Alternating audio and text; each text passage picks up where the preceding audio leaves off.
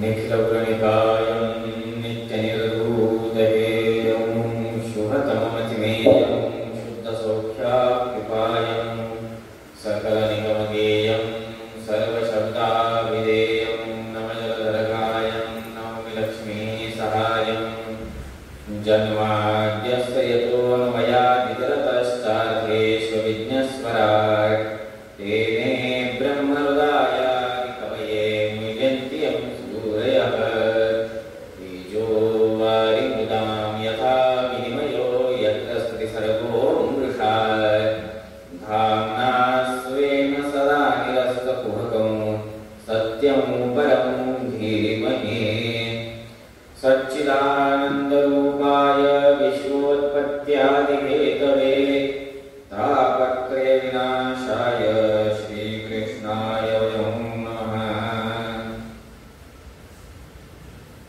आपदापहर्तारं दातारं सर्वसम्पदां लोकाभिरामं श्रीरामं भूयो भूयो नमाम्यहम्। दक्षिणे लक्ष्मणो यस्य रामे जनकात्मजा पूरतो मारुतिर्यस्य वन्दे रघुनन्दनं मनोजवं मारुततुल्यवेगं जितेन्द्रियं बुद्धिमतां वरिष्ठं वातात्मजं वानरयूथमुख्यं श्रीरामदूतं शरणं प्रपद्ये। नौमि न्यायसुधादिगुरुजयमुने श्रीपादलाट्सन्मणीन् व्यासार्यान् विविधागमां दिविहरान् श्रीवादिराजानपि वन्दे हंसवरान् रघुत्तमगुरुन् वेदव्यवहारानिधि श्रीसत्यव्रतराघवेन्द्रमुनिपान् सद्बोधसध्यानपान् विद्यायां विबुधाचार्यं वेदज्ञानाब्धिचन्दिरं दुर्मतध्वान्तमार्ताण्डं सत्यध्यानं भजे।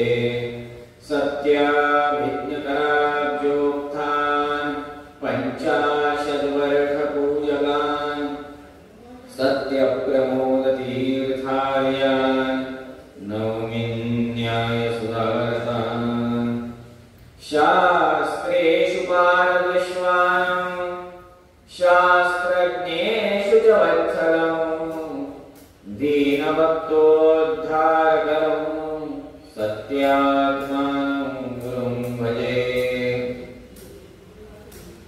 यद्हृदि राजते दुर्गा यत्कण्ठे च सरस्वती यद्धस्ते राजते लक्ष्मी नमः सत्यात्मभूतये। विद्यापीठविधातारं विद्यावारिधिचन्दिरं विद्यार्थिवत्सलं वन्दे महामहिमसद्गुरुम्। आपादमौलिपर्यन्तं गुरूणामाकृतिं स्मरेत् तेन विघ्नाः प्रणश्यन्ति सिद्ध्यन्ति च मनोरथाः। शुभां ध्यायन्ति ये कामान् गुरुदेवप्रसादजान् इतरान् आत्मपापवत्थान् तेषां विद्या फलिष्यति। श्रीगुरुभ्यो नमः। हरिः ओं हरिः ओं हरिः ओं। ब्रह्मरुद्रादिवन्द्यं त्वां भजे वेङ्कटनायकं निवारये स्वानिष्ठानि सादेष्टानि माधव। श्रीगुरुभ्यो नमः। हरिः ओं हरिः ओं हरिः ओं। श्री व्यंकटेश महात्म्याचा आजचा चौथा दिवस। काल तिसऱ्या चिंतनामध्ये आपण बघितलं, तिसऱ्या दिवशीच्या चिंतनामध्ये व्यंकटाचलास कशा प्रकारे भगवंत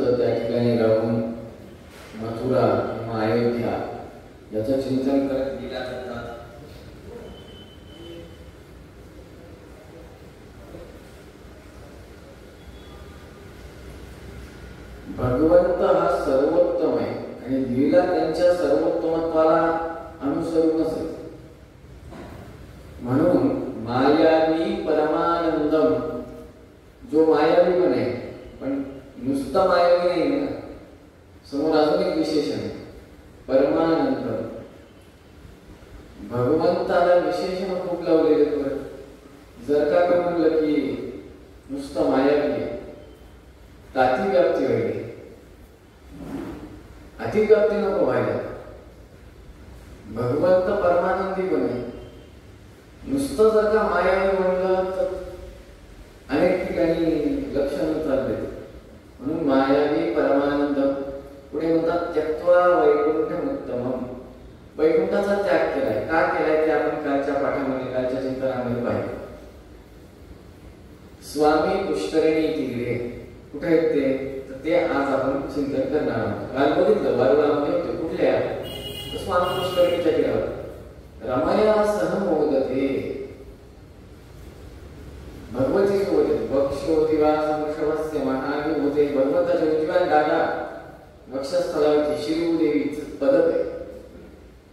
कल्याणानुद्गात्राय कांतार्थप्रदायिने श्रीमद वेंकटनाथाय श्रीनिवासाय ते नमः. आपण नेहमी हे स्तोत्र म्हणतो.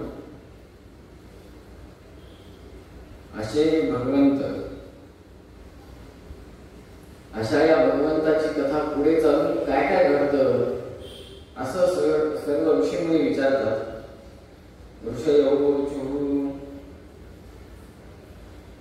कृपालो श्रीदयासारः शिष्य प्रीतिपरायणः तत्कल्याणविधिं ब्रूहि वाक्काशं नृपोत्तमम्. सर्व ऋषीमुनी सुताचार्यांना म्हणतात, तुम्ही इतके भगवंताची लीला सांगितली, आता भगवंताचं कल्याणाची कथा, विवाहाची कथा सांगायला प्रारंभ करा. आम्हाला ती ऐकण्याची खूप उत्कंठा लागलेली आहे. ही उत्कंठा काय असते? उत्कंठा ती असते जी एखाद्या लेकराला घरातले जर का म्हणले तू पास झाल्यावर तुला गिअरची सायकल घेऊन देतो, तर तेव्हाची उत्कंठा त्याला लागलेली असते. पास झाल्या नंतरची, रिझल्ट लागलाय, आता वडील फक्त कधी सायकल आणतात त्याची.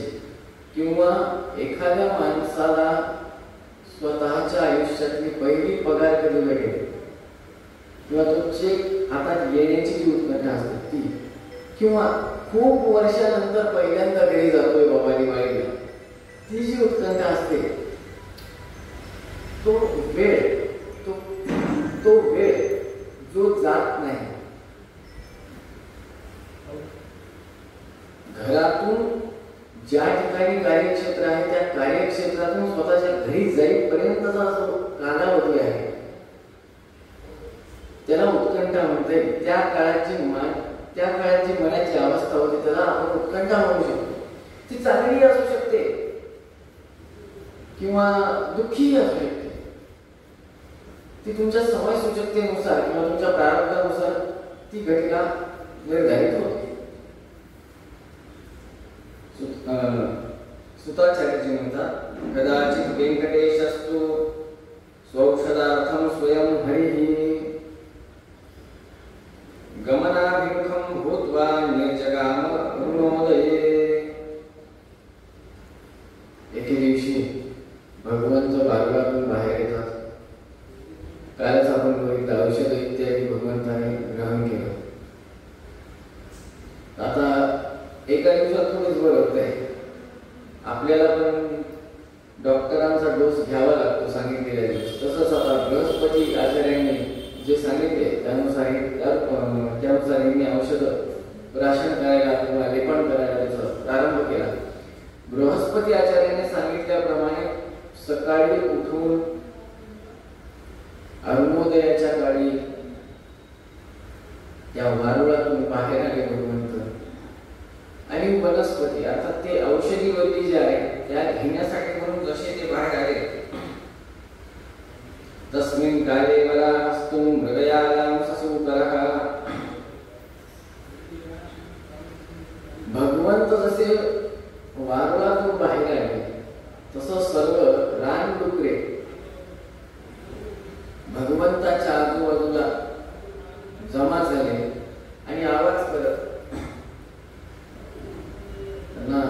आपण काय म्हणू शकतो, आवाज करत विचारू लागले किंवा विचारायचा प्रयत्न करू लागले की बाबा तू कोण आहेस आणि इथे काय करत आहेस. त्याच वेळी त्या व्यंकटाचल पर्वतावर एक दैत्य जो की श्वेतवराह रूपी भगवंताच्या शेतातील औषधी वनस्पतींची चोरी करणारा चोर दैत्य, त्या दैत्याचा वध हा श्वेतवराह भगवंताने केला. व ते भगवंत बघतात की अरे कोणतरी आहे त्या ठिकाणी जो सगळ्या रानडुकरांकडे घेरलेला आहे आणि तो वापस वारुळामध्ये गेला आहे. या रानडुकरांना बघून भगवंत वापस वारुळामध्ये जातात.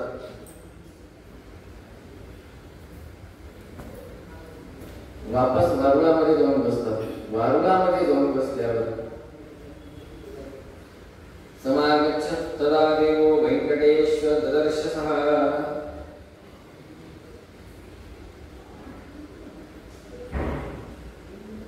श्वेतवराह भगवंत निर्धार करतात की दुसरे तिसरे कोणी नाही, साक्षात भगवंतच आहे, व्यंकटेश्वर रूपी परमात्माच आहे.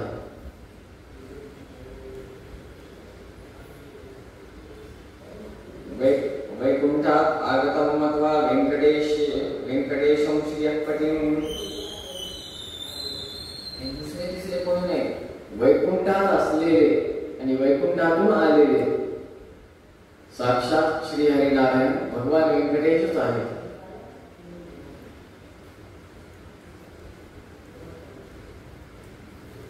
हे सर्व वराहदेवांना कळतं.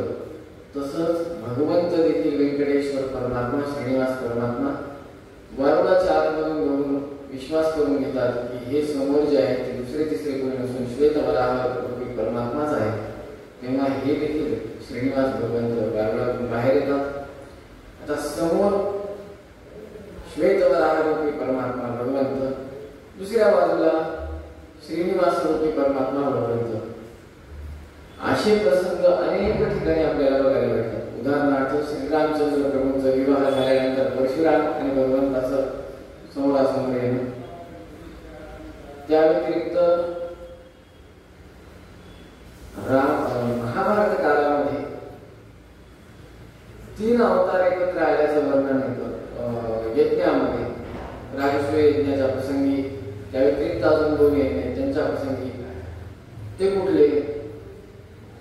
परशुराम रूपी परमात्मा, ज्याला आपण भार्गव राम म्हणतो, भार्गव राम रूपी परमात्मा. त्यानंतर तुमचा श्रीकृष्ण रूपी परमात्मा. त्या व्यतिरिक्त वेदव्यास रूपी परमात्मा. हे 3 अवतारातले भगवंत एकत्र येतात. आता हे एकत्र काय येतात? एकत्र येण्यामागचं कारण सर्व सज्जनांना तर अनुग्रह होणारच आहे, पण जे सज्जन नाही आहेत तमसाला जाण्यासाठी अत्यंत योग्य आहे अशा लोकांना काय वाटलं पाहिजे, अरे भगवंत 3 आहे, एक भगवंत नाही, भगवंत 3 आहे.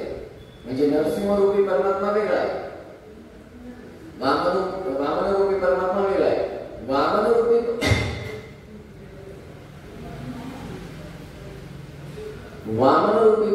रूपी परमात्म्याचा नरसिंह रूपी परमात्म्याचा काहीही संबंध नाही. असं वाटलं म्हणजे की मी दोन आहे, एक नसून मी 2 आहे. श्रीनिवास रूपी परमात्मा वेगळा आणि श्वेतवराह रूपी परमात्मा वेगळा असं वाटावं. यासाठी म्हणून भगवंताने ही लीला या ठिकाणी केली आहे. जेव्हा भगवंत वारुळातून बाहेर येतात तेव्हा भगवंत आपसात संभाषण करतात.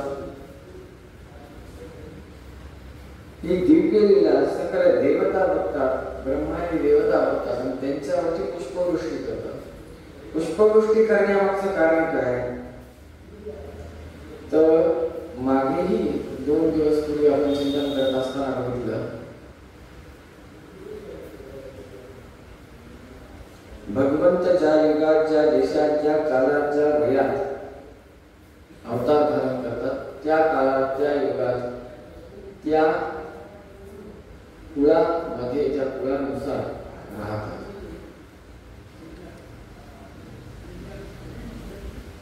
यथा युगम यथा देशम यथा कालम यथा वयः तथा अवतारम आकांक्षम रमते प्राकृतो यथा.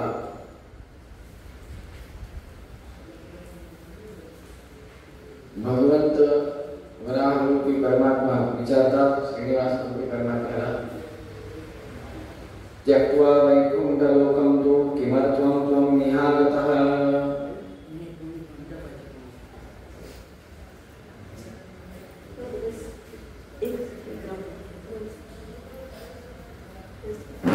हे भगवंता श्रीनिवास रूपी परमात्मा, वेंकटेश्वर रूपी परमात्मा, आपण त्यक्त्वा वैकुंठलोकं तु किमर्थं त्वं निहागतः. तुम्ही वैकुंठ सोडून इथे कसं झालं? चांगलं सुख सोडून हे म्हणजे कसं झालं? तसं उदाहरण साम्य तरी बघू नये उदाहरणामध्ये शास्त्र म्हणतं. कारण की जर का साम्याचं चिंतन केलं तर फारच प्रसिद्ध उदाहरण आहे ते, आणि ते सर्वत्र लागू पडतं. नवरा बायकोचं भांडण होतं तेव्हा नवरा म्हणतो चंद्र सदृश मुखम चंद्रायको मुखम, चंद्रा सदृश मुख आहे तुझं, असं म्हणून रुसलेल्या पत्नीला मनवण्याचा प्रयत्न करतो. जर का पत्नी विद्वान असेल तर ती मानणार नाही, कारण की तिला त्याचा संधी विग्रह माहिती. जर का चंद्रा सदृश मुख आहे तर चंद्रावर डाग येते. मग हा विषय होतो. असा असताना या ठिकाणी वैकुंठ म्हणलेलं आहे. त्याचं उदाहरण देताना आपण असं म्हणू शकतो सध्याच्या काळात की राजभोग ऐश्वर इत्यादी जे काही आहे सगळं सुख सोय सोडून कोण माणूस कशाला जाईल दुसरीकडे. सध्याच्या काळामध्ये लोकांना राजभोग किंवा ऐश्वर अत्यंत प्रिय आहे कलियुगामध्ये. अशा परिस्थितीमध्ये कलियुगामध्येच 28वा द्वापारयुग संपल्यानंतर कलियुगाच्या प्रारंभी श्रीनिवास परमात्म्याचा भगवंताचा अवतार झालेला आहे. ही कथा सगळी आत्ताच येते, काही फार जुनी आहे अशातला विषय नाहीये.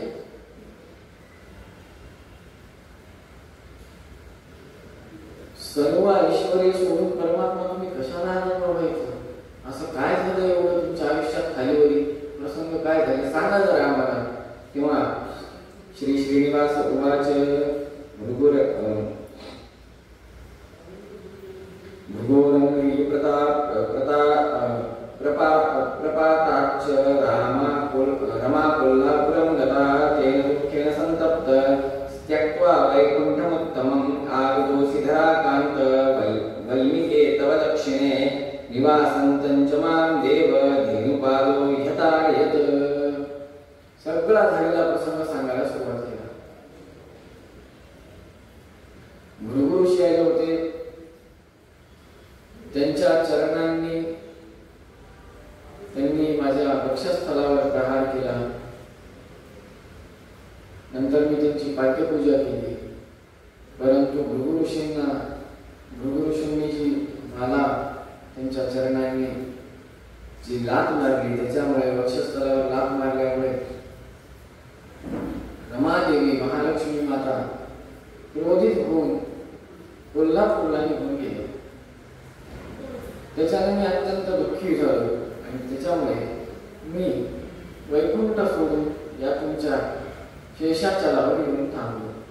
मी कुठे थांबलो? इथेच जवळ.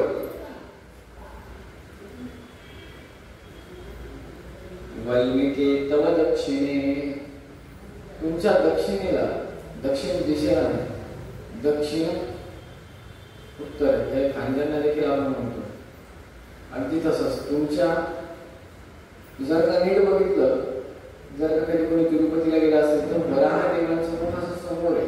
पुष्करणीच्या दिशेला मुख आहे वराह देवांचं. त्यांच्या दक्षिण म्हणजे त्यांच्या उजवीकडे भगवंत विराजमान आहे. त्या दक्षिणेच्या जवळ भगवान व्यंकटेश्वर एका मोठ्या वरुडामध्ये विराजमान आहे. मी तिथेच विराजमान आहे. निवसंतम च माम देव धेनुपालो हिताग्यत. मी त्या ठिकाणी राहत होतो. मला एक गाय नित्य माझ्या वारुळावर दुधाने अभिषेक घालायची. एक दिवस तुमच्या राज्यातला जो राजा आहे, चोल राजा, त्या राजाच्या गवळ्याने माझ्यावर कुऱ्हाडीने घाव घातला. त्याच्याने मला जखम झाली, इजा झाली. ती जखम अजून देखील मला त्रासदायक ठरत आहे, वेदना होत आहे. त्याची औषधी वनस्पती घेण्यासाठी म्हणून मी वारुळातून बाहेर आलो होतो. एवढी झालेली कथा, जी काही घटना घडली ती सगळीच्या सगळी घटना भगवंताने श्वेतवराह रूपी परमात्म्याला सांगितली. पुढे म्हणतात, स्थलं देव्यमनी कांत यावत् कलियुगम भवेत्. कांत यावत् कलियुगम भवेत्. भगवान श्रीनिवास श्वेतवराह रूपी परमात्म्याला म्हणतात, मला एक जागा द्यावं. मला जागा पाहिजे. कधीपर्यंत पाहिजे? कलियुग संपेस्तोर पाहिजे. हे ऐकल्या म्हणजे अक्षरशः ऐकल्या लगेच श्वेतवराह करतो. भगवंत मुखातून म्हणतात, स्थलं मौल्येन गृह्यताम्. स्थलं मौल्येन गृह्यताम्. जर का तुम्हाला कलियुगासाठी पाहिजे ना, समग्र कलियुगामध्ये तुम्ही आमची जागा वापरणार, तर कलियुगाच्या नियमानुसार चाला. धनमेव माता धनमेव पिता धनमेव सखा धनमेव भ्राता. अशा हिशोबाने तुम्ही राहा, अशा हिशोबाने चाला. धनमेव माता धनमेव पिता. सध्याची हालत तेच आहे. पैसा सर्वस्व आहे. पैसा नसल तर सख्ख देखील विचारत नाही. पैसा असल तर बाहेरचा तो विचार तर सख्ख पण लवत नाही. सोपं उदाहरण आहे आणि खूप प्रसिद्ध आहे. आजकाल हे यूट्यूबला, इंस्टाग्रामला, फेसबुकला सगळे करतात. गरज असं नसो, एखाद्याला फोन लावा, मला एक 500 रुपयाची गरज आहे. अरे नाही रे, अजून पेमेंटच झालं नाही. हे उत्तर ठरलेलं असतं, नाही दिलं असतं. श्री श्वेतवराह भगवंताने एकच सांगितलं की तुम्ही त्या जमिनीच्या मोबदल्यात काहीतरी द्या मला. कारण की हा कलियुगाचा नियम आहे. अजून 4500 काहीतरी वर्ष झाले, अजून 5000 पण पूर्णत्वास गेलं नाही. पण नियम एकच आहे, काही घ्यायचं असेल तर काही द्यावं लागतं. मौल्यवान सगळंच आहे. काय मौल्यवान नाही? किडनी मौल्यवान आहे, हृदय मौल्यवान आहे, नेत्र मौल्यवान आहे. बदल्यात धन किंवा काही मागत नाही. काय म्हणतायत? जागेच्या मोबदल्यात काहीतरी द्या असं म्हटल्यावर भगवंत म्हणतात, श्री श्रीनिवास उवाच प्रथमं दर्शनं च स्यात् नैवेद्यं क्षीरसेचनम् इदमेव परं द्रव्यं ददामि करुणानिधे. मी देतोय, मोबदल्यात काहीतरी देतोय. काय देतोय? आदर, सन्मान, हे मी मोबदले देतोय. आज तुम्ही जाऊन एखाद्याला एखादी गोष्ट विकत घ्या. जमीन 100 बाय 100 स्क्वेअर फूट. ही जमीन 100 बाय 100 स्क्वेअर फूट आहे, जी श्वेतवराह रूपी परमात्म्यानं श्रीनिवास परमात्म्याला दिली. 100 गुणिले 100 अशी उभी 100 आणि 100. त्याच्या मोबदल्यात काय दिलं? आदर. आज जर का एखादी वस्तू, आता 1 तोळा सोनं घ्या आणि त्याच्या मोबदल्यात मी तुम्हाला आदर देतो. कोणी एक तर सोनार पोलिसाच्या ताब्यात करेल किंवा पागल झालाय असं म्हणून येरवाड्यामध्ये पाठवून दिली. दोघांपैकी एकच होती. त्या काळातलं योग्यता किंवा त्या काळातील वातावरण काय होतं हे जाणून घ्या. कथा नुसती श्रवण नाही करायची. कथेच्या मागील भावार्थ काय मतितार्थ काय ते आपण सगळं जाणलं पाहिजे. त्या काळामध्ये सुजलाम सुफलाम होता देश. 100 भार वजनाचा सोन्याचा जर का नुसता वरदक्षिणेमध्ये जर का मुकुट देण्यात येत असेल तर इतर अलंकाराची गणना न केलीच बरी.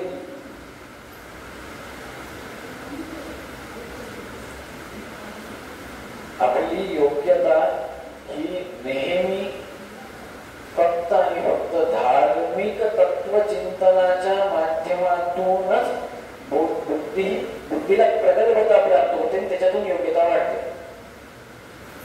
जर का तत्वचिंतन नसेल, केवळ कथा श्रवण असेल तर ही हालत म्हणजे कशी झाली. आता इथे सगळेजण मोस्टली चहा पिणारे आहेत. चहा सगळेजण पितात आणि सगळ्यांनी प्राय माझ्या मते भरपूर ब्रँडच्या वेगवेगळ्या चहा पिलेले आहेत. वाघ बकरी चहा पिणं आणि ताज चहा पिणं.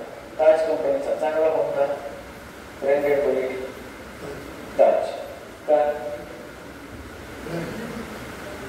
तो ब्रँड आपण त्याच्यातली क्वालिटी जी आपण म्हणतो काय त्यांची योग्यता अगदी तसंच आहे. कथा श्रवण करणं आणि कथेतील तत्वज्ञान श्रवण करणं,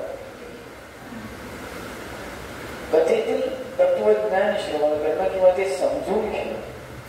आपण म्हणतो भगवंत सर्वोत्तम, पण सर्वोत्तम कसं आहे हे न जाणून घेता नुसती कथा श्रवण करणं म्हणजे निव्वळ चोथा घेणं.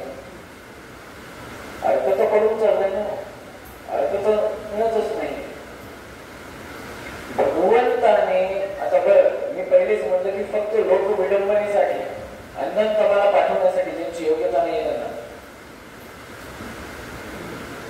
दोन परमात्मा कसे असतील. स्वतःच्याच आत्म्याचा 2 भाग करता येतात. स्वतःच्या आत्म्याचे 2 भाग करता येत नाही. तर मग परमात्मा एकच आहे ना. जीवात्मा परमात्माचे ज्ञानाधिकरण महात्मा तद्विविधा जीवात्मा परमात्माश्चेति तत्र परमात्मा सर्वज्ञ जीवात्मा अल्पज्ञ परमात्मा एक आहे. विभू नित्यश्च तो विभू आहे, तो नित्य आहे. न्यायशास्त्रामध्ये अन्न भट्टाने खूप सुंदर व्याख्यान केल्याचे. आत्मा काय प्रतिपत्ते वायवाकाश कालधिक आत्मा नमांसी नवैव. आत्मा 9 द्रव्य सांगितलेत ना, 9 पदार्थ नाही. प्रतिपत्ते वायवाकाश कालधिक आत्मा मनांसी मन नवैव तत्र द्रव्यानी. 9 द्रव्य त्याच्यातलं 8वं द्रव्य सांगितलंय आत्मा. मग आत्मा कोण आत्मा? आत्मा असा कोणता आत्मा आहे? आत्मा म्हणजे काय परत त्याच्यात विस्तृत सांगतात. ज्ञानाधिकरण आत्मा, मनाधिकरण नाही म्हणलंय. त्वगेंद्रिय, श्रवणेंद्रिय, श्रोत्रेंद्रिय, ध्यानेंद्रिय, रसनेंद्रिय. ज्ञानाधिकरण, ज्ञानाचं अधिकरण. त्या दिवशी आपण होता तेव्हा आपण अधिकरणाबद्दल चिंतन केलं. आधार आधी ज्ञानाचं अधिकरण काय, ज्ञान कशावर आहे? आत्म्यावर आहे. त्याच्यामुळे म्हणतात मागील जन्मातील संस्कार देखील या जन्मात आपल्याला कधी कधी त्रासदायक करतात. प्रारब्ध उत्तम जनानंदात परित्यजन्ति. प्रारब्ध उत्तमांना चुकणं नाहीये. मग हे कशामुळे घडलं? त्याचा बेस काय? आत्मा. ते 2 प्रकारचा, तो 2 प्रकारचा आहे. कुठल्या 2 प्रकारचा? जीवात्मा आणि परमात्मा. या ब्रह्मांडात 2च, जीवात्मा आणि परमात्मा. त्या व्यतिरिक्त तिसरं आत्माच नाही. परमात्मा विभू नित्यश्च एकच आहे. तो विभू आहे. अंतर्बहिष्यतः सर्वं व्याप्य नारायण स्थितः. आत बाहेर सर्वत्र व्याप्त आहे. असं असताना तो भगवंत 2 कसा असेल की बाबा श्वेत वराहरूपी परमात्मा वेगळा, तो परमात्माच वेगळा आणि इकडे श्रीनिवास रूपी परमात्मा वेगळा. म्हणजे या परमात्म्याचा या परमात्म्याशी काहीही संबंध नाही. श्री श्री श्री सत्यानंद स्वामी महाराज. अशा प्रकारे 2 आहे, एक नसून 2 आहे. म्हणजे की श्रीनिवास रूपी परमात्मा आहे आणि वराह रूपी परमात्मा आहे. भेद आहे, या दोघांमध्ये एक नाही आहे असं जाणून घेण्यासाठी लोकांना किंवा असं अयोग्य असलेल्या लोकांना भासवण्यासाठी परमात्मा लिहिला जातो.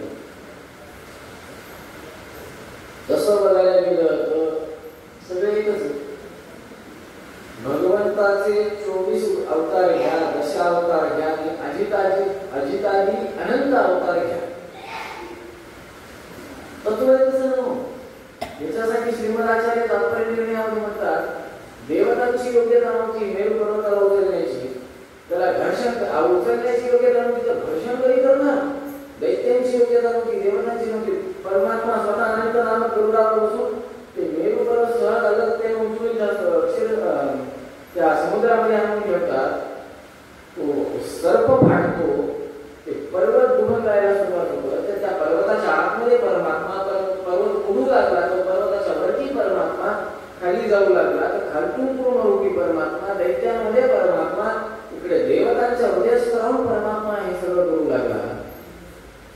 सर्व व्याप्त परमात्मा आहे म्हणल्यावर परमात्मा दोन एक आहे.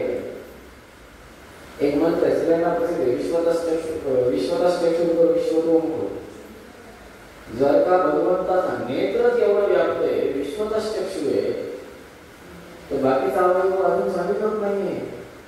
ब्रह्मांड नुसतं एका डोळ्यात व्यापलेलं आहे भगवंताच्या, दुसऱ्या डोळ्यात अजून बघितलंच नाही. असं असताना परमात्मा दोन कसा?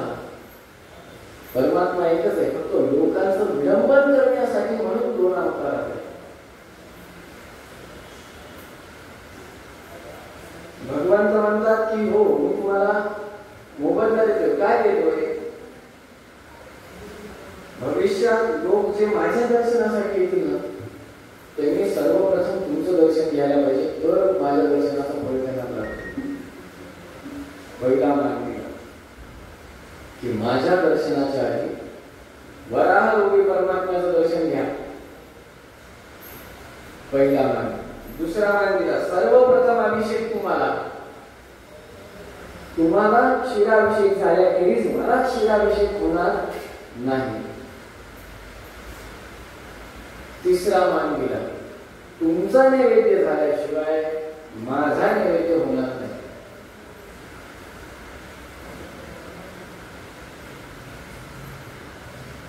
असे तीन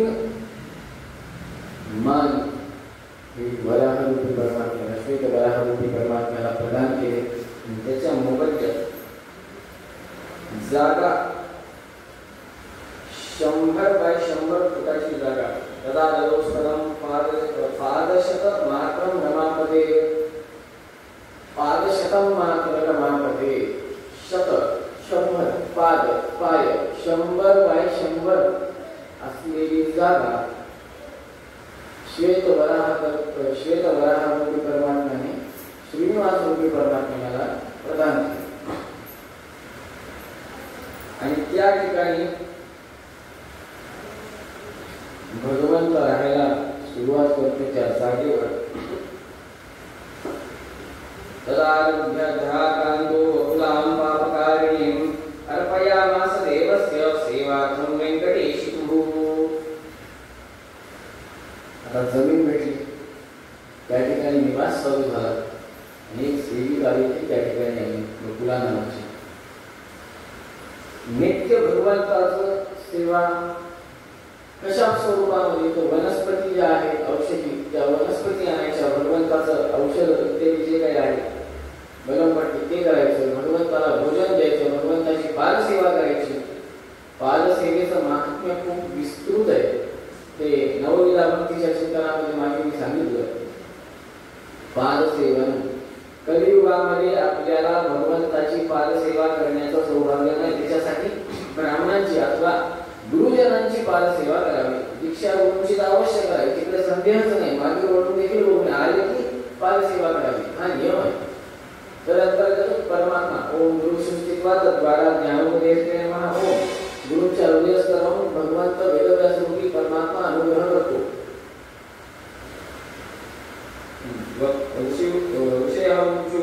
वकुला सेविका प्रोक्ता कासा पूर्वम रस्मनः. की वकुला कोण आहे? पूर्वजन्माचे काय विचारतो? एवढं भगवंताला जवळ कसं केलं?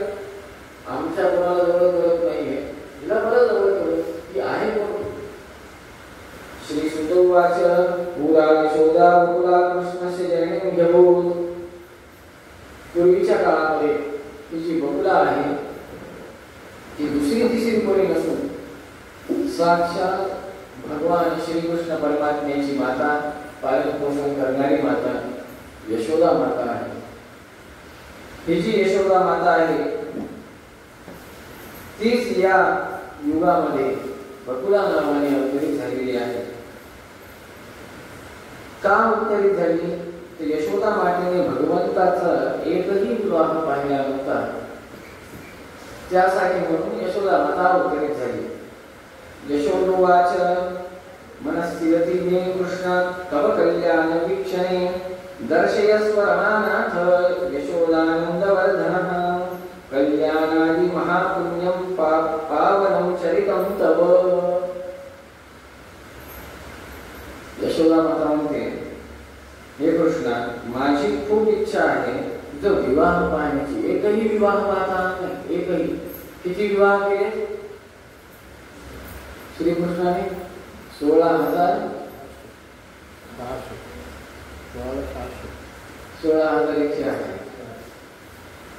16,108 एवढे विवाह झाले, पण त्याच्यात एकही बघण्याचं सौभाग्य प्राप्त झालं नाही. काय प्रारब्ध झालं? त्यामुळे माझी खूप कळकळीची प्रार्थना आहे, एकदा तुमचा कल्याण महोत्सव, तुमचा मंगल महोत्सव मला बघायचा आहे. अनुग्रह करा भगवंता. तेव्हा श्री भगवान वाच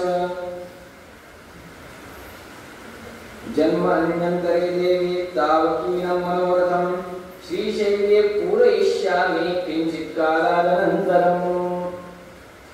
किती जण आतापर्यंत वेंकटेश्वर पर्वतावर गेले? प्राय सगळेच गेले असतील बसले तिरुपतीला. तिरुपती पासून चालू करून ती पर्वत रांग जी चालू होते ती श्रीशैल्यम पर्यंत चालते. एवढा भाग पर्वताचा तो शेषाचल नावाने विख्यात आहे. तुम्ही श्रीशैल्यमला जरी गेला तर त्या पर्वताला स्पर्श करून नुसता नमस्कार केला तरी तो नमस्कार तिरुपती स्थित असलेल्या तिरुमला पर्वतावर, क्षमा करावं, वेंकटाचल पर्वतावर स्थित असलेल्या भगवंतालाच जाणार आहे. एवढा तो विस्तृत पर्वतच आहे सध्या कलियुगात चालू घटिकेमध्ये.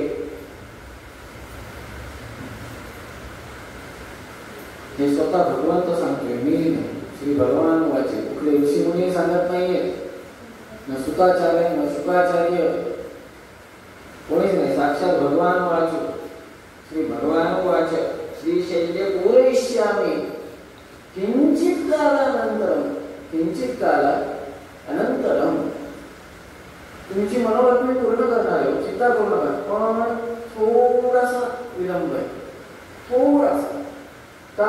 श्रीकृष्ण रूपी परमात्मा स्वतःचा कार्य संपून निज धामाला जाते, नंतर बुद्धावतार होईल, नंतर दरम्यानच श्री व्यंकटेश्वर भगवंताचा अवतार. हे मानते मी अजून एक अवतार धारण करणार आहे, तेव्हा मी फक्त तुझी इच्छा पूर्ण करण्यासाठीच तो अवतार धारण करणार आहे. तुला जे माझं विवाह बघता नाही आला तो विवाह मी पद्मावती सोबत करून माझ्या विवाहाचं सुख बघण्याचं जे सुख आहे ते मी तुला प्रदान करणार आहे. त्याच्यासाठी मी व्यंकटेश्वर नावाने श्रीनिवास रूपाने अवतरित होणार आहे. असा आशीर्वाद, असं वरदान यशोदा मातेला भगवंत देतात व यशोदा माता स्वतःचा देह त्याग करते, स्वतःचा देह सोडून देते. नंतर तीच यशोदा माता पुढे जाऊन बकुला रूपाने या ठिकाणी अवतरित होते आणि ती बकुला भगवंताची सेवा करायला लागते. आपण जे म्हणतो ना की आपले ऋणानुबंध असतात ते कळत नसतं, कारण की ते जर का कळालं असतं तर आपल्याला अपरोक्ष ज्ञान ही पदवी लागली असते. त्याच्यामुळे धर्मशास्त्र एक सांगतं की जेव्हा आपण कथा किंवा तत्वचिंतन इत्यादी अध्ययन करतो तेव्हा एका क्षणासाठी जरी असं वाटलं की ते हृदयस्थ काळजावर म्हणजे हृदयरूपी पाषाणावर कोरल्यासारखं वाटतं. म्हणजे की आता उदाहरणार्थ एक कथा आहे भावासाठी फार प्रसिद्ध आहे, गोकर्ण आख्यान धुंदुकारीचं. थोडं जरी ऐकताना असं हळहळल्यासारखं वाटत असेल ना, धुंदुकारीचं व्याख्यान एखाद्याच्या धुंदुकारीसारखंच वागणाऱ्याला ऐकवा. तो ऐकत नाही, रागात येतो. कारण तिचे धुंदुकारी करत असतो तोच व्यक्ती हा करत असतो. जर का पूर्णपणे धुंदुकारीचं व्याख्यान ऐकलं असेल तर तुम्हाला एवढं तरी निश्चित कळलं असेल की हे सध्या सगळीकडे चाललंय. मदिरा प्राशन चाललंय, वैश्यांसोबत राहणं चाललंय, सगळं चाललंय. चोरी तर चाललीच आहे, लबाडी चोरी. एक धुंदुकारीचं आख्यान आयुष्य बदलू शकतं, गोकर्ण आख्यान अख्खं आयुष्य बदलू शकतं. फक्त निष्ठेनं ऐकायला पाहिजे.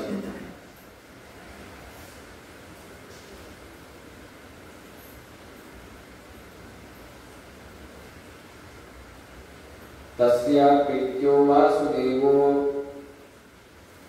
अष्टाविंशे कल्पयुगे आविर्भूय यशोदायास्तोषकै पुनः कर्मभिः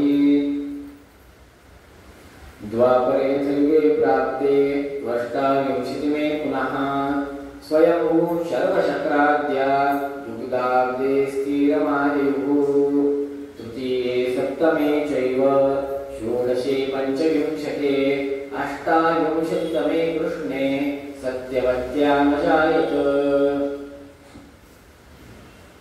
श्रीमद आचार्यांनी कुठलाच भाग सोडला नाही, सगळ्यावर लिहून ठेवले. 28वा द्वापर युग. द्वापरेथे युगे प्राप्ते, द्वापर युगाची सांगता आणि कलियुगाचा प्रारंभ अशा मध्यकालावरती भगवान श्रीनिवासाचा देखील अवतार झालेला. तृतीये सप्तमे चैव, तिसऱ्या सप्तमे चैव सातव्या, षोडशे 16व्या, पंचविंशते 25व्या, अष्टाविंशतितमे कृष्णे 28व्या सत्यवत्या मजायत, सत्यवती मातेच्या पोटी साक्षात वेदव्यासरूपी परमात्माच अवतरित होते. युगे 28 विटेवरी उभा 28वंच वर्णन केले, 27वं नाही केलं.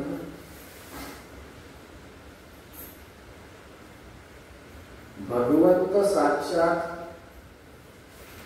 कलियुगामध्ये जेव्हा अवतरित होतो आणि आपलं सौभाग्य 28वंच कलियुग चालू आहे, पूर्णत्वास पण गेलं नाही. आपलं सौभाग्य की आपल्या जवळ जे 18 पुराण आहे ते साक्षात भगवंताने लिहून दिलेले आहे. पण आपण त्याचं एवढं गांभीर्याने चिंतन करत नाही. जेव्हा 28वं युग त्याची सांगता द्वापर युगाची होत असते तेव्हाच भगवंत श्रीनिवास रूपाने प्रत्यक्ष होतात, अवतरित होतात. यत्र साक्षात रमाकांत किं तत्र सुकृतं कृतं बहुजन्मार्जितो पुण्ये लभ्यते क्षेत्रदर्शनम्. जिथे साक्षात रमाकांत लक्ष्मी समेत श्रीनिवास भगवंत विराजमान आहेत अशा त्या भूवैकुंठाचं दर्शन घेण्यात, वैकुंठाचं दर्शन घेण्यासाठी कित्येक मरण जन्म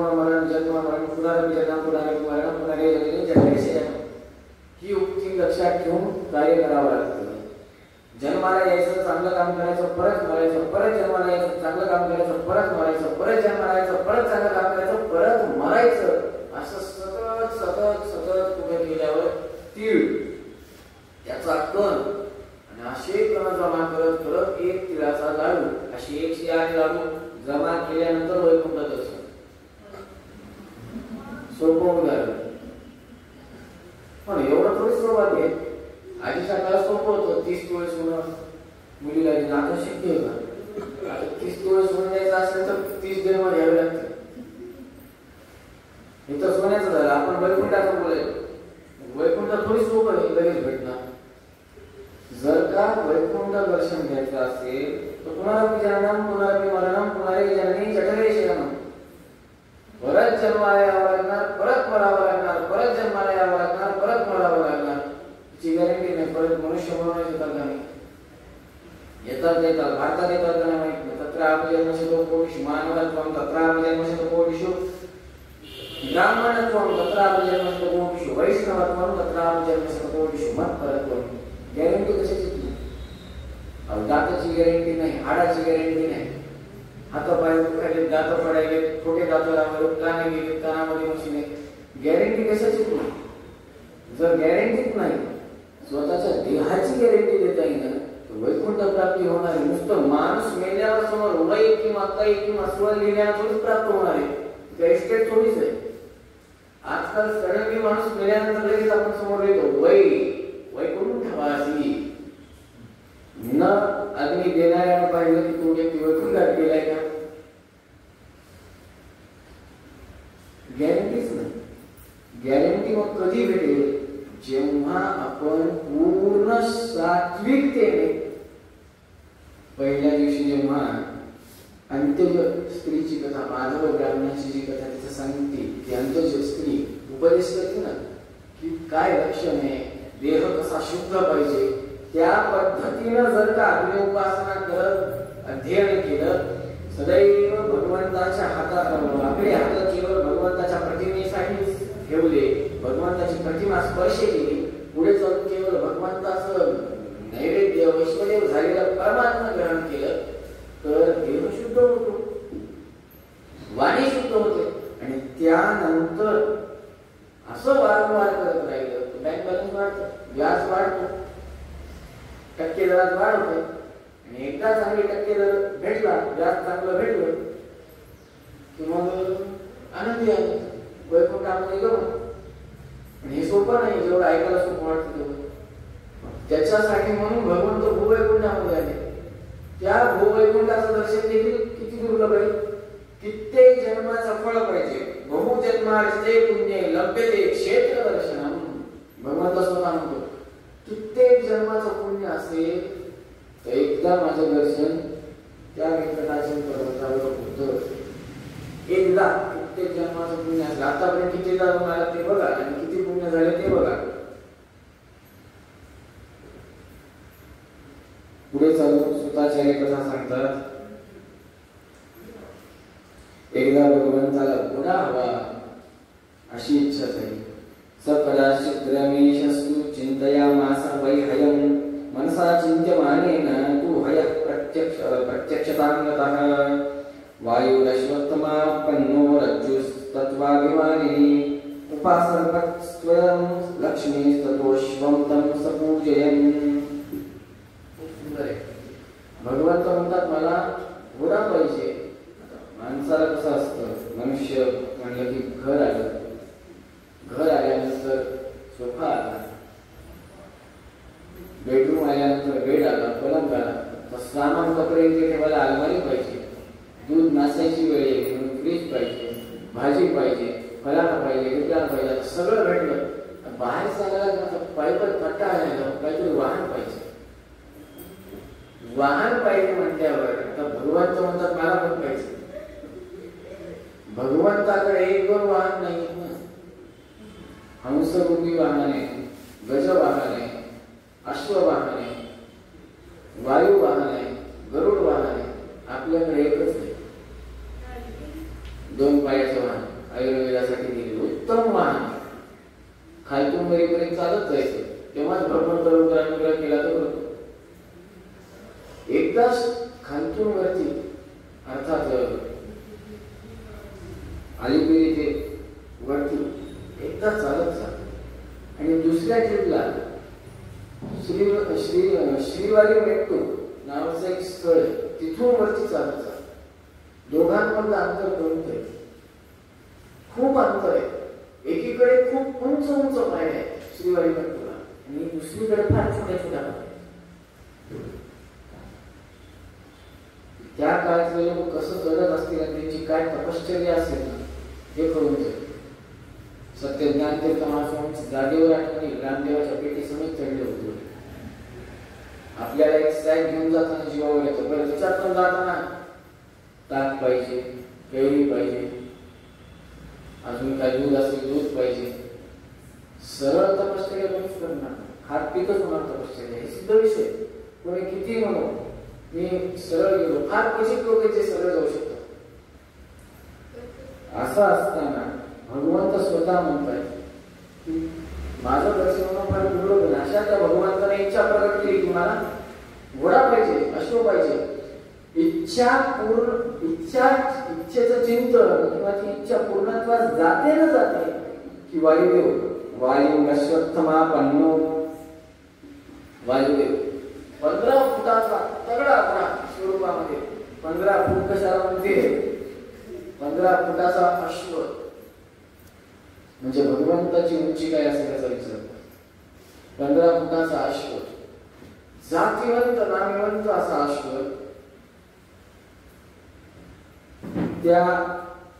तो अश्व त्या ठिकाणी प्रत्यक्ष होतो. तत्वाभिमानी देवता, अव्यक्त तत्वाची अभिमानी देवता साक्षात ब्रह्मादेवी महालक्ष्मी माता लगाम होते. आता या संदर्भात सांगताना मला एक सुभाषित फार आठवतोय. रथस्येकं चक्रं भुजगयमिता सप्ततुरगा निरालम्बो मार्गो चरणविकलसारथिरपि रविर्याते वान्तं प्रतिदिनापारस्य नवसः या सिद्धे सत्वे वसकन्यापामनोपकरणे. रथस्य एकं चक्रं, रथाला एकच चाक. रथस्य एकं चक्रं भुजगयमिता सप्ततुरगा, भुजंग म्हणजे सर्प, सप्ततुरगा तुरगा म्हणजे घोडे.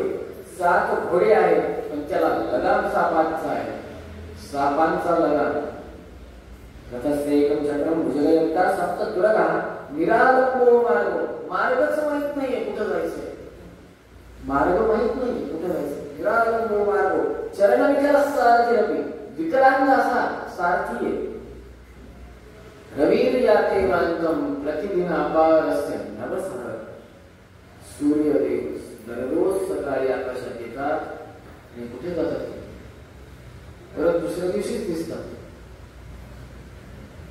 क्रिया सिद्धे सत्वे वसते अपामनोपकरणे. ज्या व्यक्तीला स्वतःच्या कार्याची सिद्धी करून घ्यायची असते तो सूर्यासारखा राहतो. रस्ता माहित नाही कसा आहे, फक्त सातत्य जात राहायचं, थांबायचं नाही. सातत्य ठेवतो, सातत्य ठेवतो, सातत्य ठेवतो. त्या सातत्याचा प्रभाव एक दिवस असा येतो की तो व्यक्ती स्वतः सूर्यासारखा चमकायला लागतो. आपण म्हणतो मला सूर्यासारखं प्रकाशमान व्हायचंय, अहो सूर्य जळतो, सूर्य जळतो. आधी स्वतः जळायला शिकावं लागतं. जेवढे कष्ट स्वतः घ्यावे लागतात तेव्हा तुम्ही सूर्याची उपमा द्या ना. भगवंत त्या भगवंताच्या घोड्याचं तेज काय, साक्षात वायुदेव घोडा अश्व स्वरूपामध्ये आले. लगाम साक्षात महालक्ष्मी मातेच्या हातात आहे, साक्षात महालक्ष्मी माता लगामामध्ये आहे. आणि भगवंत काय करतात, भगवंत त्या अश्वाची पूजा करतात. या घटनेतून भगवंत सांगून देतात, दाखवून देतात की नूतन वाहन घेतल्यानंतर त्या वाहनाची पूजा केलीच पाहिजे. दसऱ्याच्या दिवशी, विजयादशमीच्या दिवशी घरामध्ये जे वाहन आहे त्याची पूजन व्हायला पाहिजे. खूप जण म्हणतात वाहन पूजन करू नये, काही प्रमाण नाहीये. त्यांच्यासाठी हे प्रमाण आहे की बाबा भविष्योत्तर पुराण एकदा काढून बघा. भविष्योत्तर पुराणामध्ये व्यंकटाच्या महात्म्यामध्ये हे सांगण्यात आलेलं आहे की बाबा भगवंतानं वाहन पूजन केलंय. शुभ्र वस्त्रम पंचदश हस्तम, भगवंत नंतर अलंकार धारण करतो. जास्त नाही, 15 फूट लांब सगळं भगवंताचं. पांढर शुभ्र रेशीम काठ म्हणजे कसे तर सोन्याच्या तारेत मडवलेली काठ. आजकाल सोन्याची तार बघायला मिळत नाही, राया पैठणमध्ये मिळत असावी असं ऐकून आपण मिळतं आणि मलाही माहित नाही. पण सोन्याच्या तारेमध्ये मढवलेले काठ, कांची नावाचं एक आभूषण आहे, अलंकार आहे. तो कांची नावाचा अलंकार भगवंतानं धारण केलेला आहे. पांढरे शुभ्र उपवस्त्र 5 फुटाचे भगवंतानं अंगावर धारण केलेले आहे. आणि आता इथून पुढे भगवंताचं ऐश्वर्य काय? श्रीमठामध्ये सगळेजण जातात, भोजन करतात. तर श्रीमठाचं ऐश्वर्य फक्त पूजेत दिसत नाही, ते भोजनात, इतर भोगात देखील दिसतं. तर भगवंताचं ऐश्वर्य काय आहे ते आता भगवंताचा अलंकार आणि भगवंता सोबत असलेल्या पदार्थातून आपल्याला जाणून येईल. 5 फूट लांबीचं, 5 हात 5 हस्त म्हणून वर्णन आहे, पंचहस्त, 5 हात लांबीचं पांढरे शुभ्र सोन्याच्या तारेतील शिवल्यात गेलेल्या काठाने युक्त असे उपवस्त्र, ते उपवस्त्र परिधान केलेले भगवंतानं. त्यानंतर भगवंताकडे पानपुडा आहे. जसं आता प्रत्येकाच्या घरामध्ये प्राय असेल किंवा असेल माहित नाही, जुन्या काळात घरामध्ये पितळेचा पानपुडा असायचा. वरच्या बाजूला सगळ्या सुपारी इत्यादी ठेवण्यासाठी जागा, आणि ते जर का वरचं झाकण उघडलं तर खाली विड्याचे पान किंवा काही लावून ठेवण्यात आलेले पान, असा तो पानपुडा असायचा. भगवंताकडे देखील एक पानपुडा आणि एक अलंकार पेटी, सोप्या भाषेत सांगायचं मेकअप बॉक्स. मेकअप बॉक्स सुंदर, सध्याच्या बॉक्स पेक्षा खूप चांगला आणि नॅचरल, पूर्ण, काही साईड इफेक्ट नाही. भगवंताला अलंकार करणं, अलंकार फार प्रिय आहे बाबा भगवंताला, फार प्रचंड प्रिय आहे भगवंताला अलंकार. त्याच्यामुळेच एक संप्रदाय तो आहे वल्लभाचार्यांचा. त्यांच्यामध्ये पुष्टी मार्ग नावाची पूजा, पुष्टी मार्गाने पूजा केली जाते. पुष्टी मार्ग म्हणजे काय? हे श्रीनाथजींचं जे उपासना केली होते नाथद्वारा, ती पुष्टी मार्ग, तो पुष्टी मार्ग की भगवंताला अलंकार फार प्रिय आहे. भाव, पुष्टी मार्गामध्ये भाव फार महत्वाचा की भगवंताला मी काही देतो पूर्ण भावाने समर्पित करतो. भगवंताचं आसन आहे, ते आसन म्हणजे यशोदा माता आहे, ही भावना पाहिजे. मग त्या आसनाला देखील अलंकार, त्या गादीला देखील आम्ही हार इत्यादी चढवणार. मग त्याच्या ती गादी जी आहे त्याच्या बाजूला 2 लोड आहे, ते 2 लोड म्हणजे यशोदा मातेचे हात आणि त्याच्यावर परमात्मा, म्हणजे मांडीवर यशोदा मातेच्या परमात्मा, ही भावना ठेवून अर्चना करणं ते पुष्टी मार्ग झाला. आपल्याकडे आपण काय म्हणतो, हे तांब्या दिले, पेला दिले, पळी दिले, तिकडे तसं नाही. लोटाची दिशी, लोटाची किंवा पात्रची, धूपची, दीपची, का ते भगवंताच्या सेवेमध्ये रच झाले. अजून आपली पण ती योग्यता नाही झाली भगवंतासाठी जळण्याची. धूप जळतोय, कोणासाठी जळतोय? भगवंतासाठी. आपल्यासाठी थोडी जळायला जळतोय, कोणासाठी खपतोय? तो स्वतःचा देह घासून घेतोय, खर्च करून घेतोय, कोणासाठी? परमात्म्यासाठी. मग त्यांना आदर द्यायला पाहिजे ना स्वतःला. हे पुष्टी मार्ग आहे. नॉर्थ मध्ये अर्थात उत्तर भारतामध्ये पुष्टी मार्गाला फार महत्व आहे. जितकं आपल्याकडे तारतम्याला आहे, तारतम्य तर केलंच पाहिजे. पण मी या मताचा व्यक्तिगत की मनामध्ये पुष्टी भाव नाही निर्माण, आपली भावनाच नाही ती.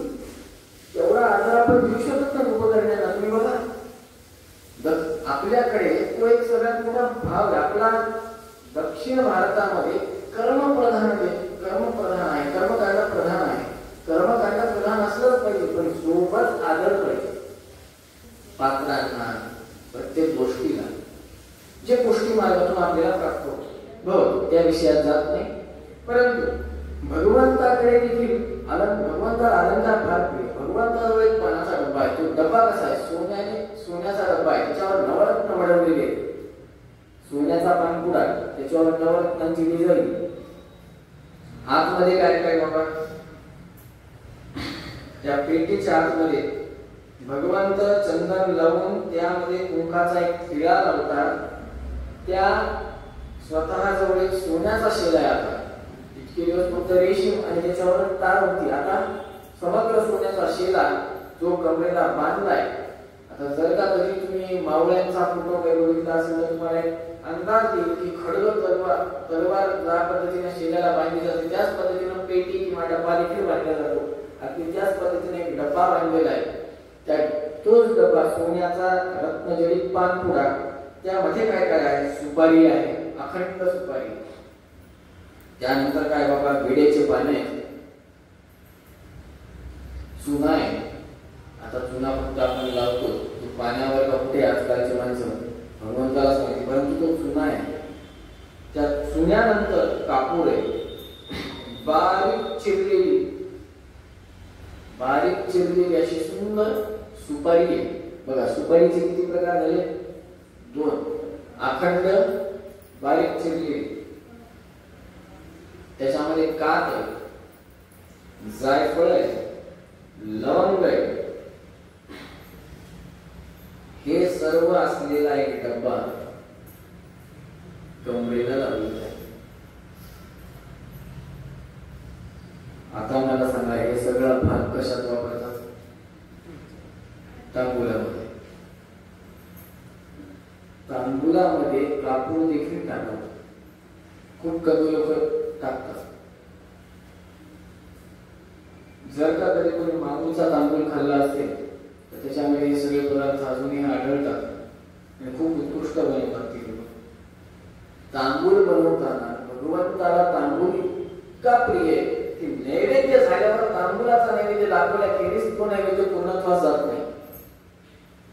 तांदूळ म्हणजे काय तुम्ही सगळं करूनच ठेवलं पाहिजे असं नाही, पण हे सगळे पदार्थ काय नागविड्याच्या पानावर ठेवून त्याचा नैवेद्य तरी लागतो तर तो नैवेद्य पूर्णत्वास जातो. पण आपलं धर्मकुलाचार असताना विड्याचे पानं सगळेजण करून ठेवतात. त्याचं कारणच हे परमात्म्याला अत्यंत प्रिय, पूर्णत्वास पूजन जात नाही. अजून एक पेटी आहे भगवंताकडे. त्याच्यामध्ये काय? मृत्तिका आहे, सुगंधी मृत्तिका, सुगंधी माती, श्रेष्ठ सुगंधी माती. ती आहे. 2 पेट्या कमरेला बांधलेल्या आहेत. सोन्याचे यज्ञोपवीत धारण केलेले, कंठी धारण केलेली आहे, बाजू बंद. मी तेच म्हणलं भगवंत फार अलंकार प्रिय. एवढे अलंकार स्त्रियांचे पण नाही सध्या, एवढे अलंकार परमात्म्याकडे. बाजू बंद आहे. 10 बोट आहेत.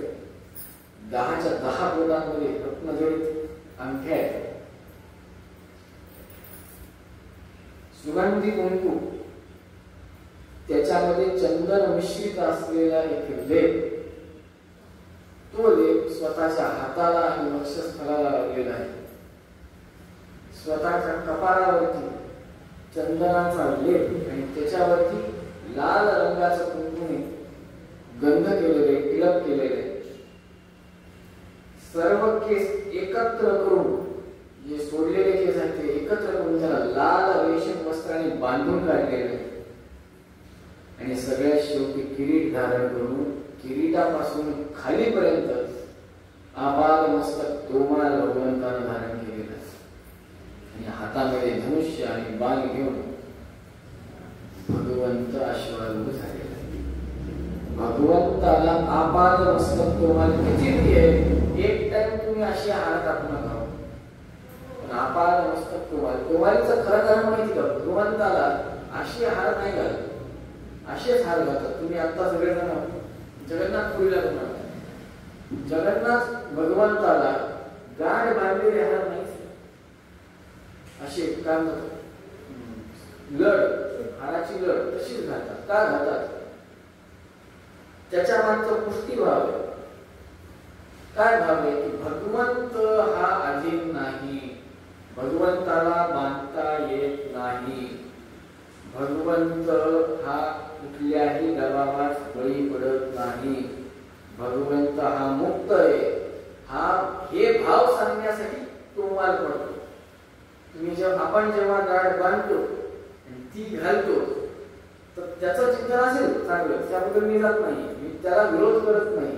मी फक्त या तोमाल किंवा असं नुसती मालाकार जी नुसती माळ आहे ती वाहिल्यावरचा जो काही भाव आहे किंवा जी काही भावना आहे ते सांगत आहे. मी याचा अर्थ कंठी करून घालणं याचा तुम्ही विरोध दर्शवत नाहीये. भाव काय आहे की भगवंताला नुसती माळ तोमाल स्वरूपाची घालतात. त्याच्या मागचं कारण भगवंत हा सर्वोत्तम आहे आणि तो व्याप्त आहे आणि तो कुठल्याही बंधनात अडकलेला नाही, सर्व बंधनातून मुक्त आहे हे दाखवण्यासाठी केवळ अशी माळ सोडतात. तशी माळ तिरुपतीलाही घालतात, तशी माळ जगन्नाथपुरीलाही घालतात. भगवंत तोमाल प्रिय, भगवंताने तोमाल धारण केलं आणि अश्वावर चढतात. आता अश्वावर होताना तो अश्व देखील आता एवढे भगवंत सजले म्हणजे केवळ नुसतं अश्वावरच नाही. आता आपण जेव्हा बाहेर जातो, यात्रेला जातो, तेव्हा गाडी वॉश करतो, सर्व्हिसिंग करतो, काही डागडुजी असेल ती करतो, हवा इत्यादी चेक करतो, नंतर गाडीला मेकअप इत्यादी करण्यासाठी म्हणून ऑइलिंग करतो.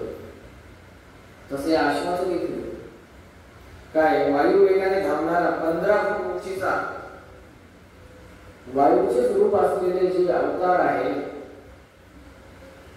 अश्व किंवा तेच वायुरूपी देवता अश्वरूपाने हयरूपाने त्या ठिकाणी प्रत्यक्ष झाले, ज्यांच्यासाठी सोन्याचं गंध समोर सुवर्ण गंध नाम सोन्याच्या तिलकाने युक्त रत्नजडित अलंकार समग्र घोड्याला आजकाल बघायला मिळत नाही. कधी नांदेड साईडला जर का गेला चुकून गुरुद्वाराच्या दिशेला तर एखाद्या वेळा दसऱ्याच्या दिवशी जाऊन बघा हल्लाबोली यात्रेमध्ये त्यांची गुरु गोविंद सिंगांचा परंपरागत चालत आलेला अश्व आहे, पूर्ण रत्नजडित असतो. किंवा जर का कधी उदयपूरला गेला तर तिकडे बघा महाराणा प्रतापांचा जो चेतक आहे त्यांचा वंश, चेतकांचा वंश जो आहे त्याला सगळे अलंकार चेतकांचे लावतात. ही परंपरा केरळमध्ये गेला तर ते हत्तीवर एका देवताला घेऊन जगप्रसिद्ध सण आहे त्यांचा तो बघा. आपल्याकडे गज अश्व यांना अलंकार प्राचीन काळापासून आहे आणि ते अजून देखील चालतात. भगवंताचा अश्व आहे, कुठल्या राजाचा किंवा कुठल्या माणसाचा नाही. गंध सोन्याचं आहे, तर बाकीच्या अलंकाराची काय चर्चा करायची. 15 फुटाचा अश्व, त्याच्यावर मखमली माऊ जाडसर अशी गादी आणि त्याच्यावर भगवंत विराजमान, हातामध्ये धनुष्य बाण आणि अशा स्थितीमध्ये भगवंत शेषाचल पर्वत उतरतात. पर्वत उतरण्यास प्रारंभ करतात आणि वाटेमध्ये जे काही हिंस्र पशु आहेत त्यांचा वध करतात. कुठल्याही उत्सुक पशुला मारत नाही, कोणाला मारतात? जे सज्जन पशूंना, शांत पशूंना त्रास देतात त्या पशूंचा वध हे करतात भगवंत.